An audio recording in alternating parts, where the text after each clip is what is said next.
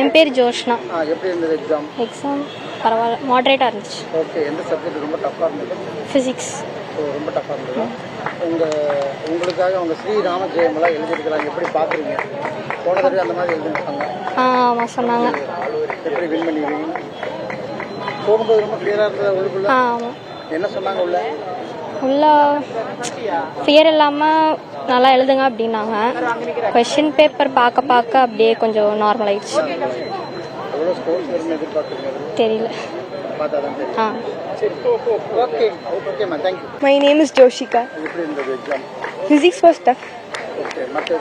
Biology was easy. They helped us to get filled the first print pages. So it was integrated in our school. Okay, அங்கே படிச்சீங்க. நல்லா இருந்தது. எவ்வளவு score பண்ணுவீங்க நீங்க? நல்ல ஸ்கூல். அர்ஷினி. ரொம்ப கிளியரா போனீங்க.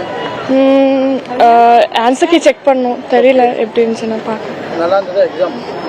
எக்ஸாம் மாடரேட்டாக தான் இருந்துச்சு, பார்க்கணும். ஆன்சர் கீ செக் பண்ண அப்போ தான் தெரியும்.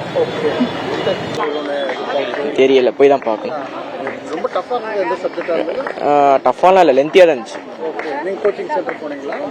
இல்லை ஸ்கூல் தான், ஓன் தான். எவ்வளோ ஸ்கோர் வரும்னு எதிர்பார்க்குறீங்க? தெரில, தான் போய் பார்க்கணும். Okay, thank you. ஓகே, நல்லா பண்ணியிருக்கேன். என்ன சப்ஜெக்ட் ரொம்ப டஃப்பாக இருந்ததா? இல்லை ஓகே, இல்லை நல்லா தான் இருந்துச்சு. Easy, moderate.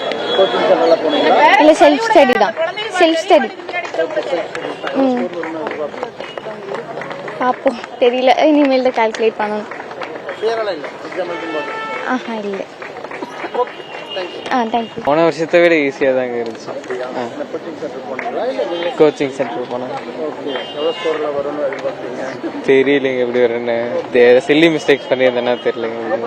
எக்ஸாம் எழுதும்போதெல்லாம் ஆமாம் கொஞ்சம் பயமாக தான் இருந்துச்சு. நீட் எழுதும்போது பயமாக தான் இருக்கும். கொஞ்சம் ஓகே.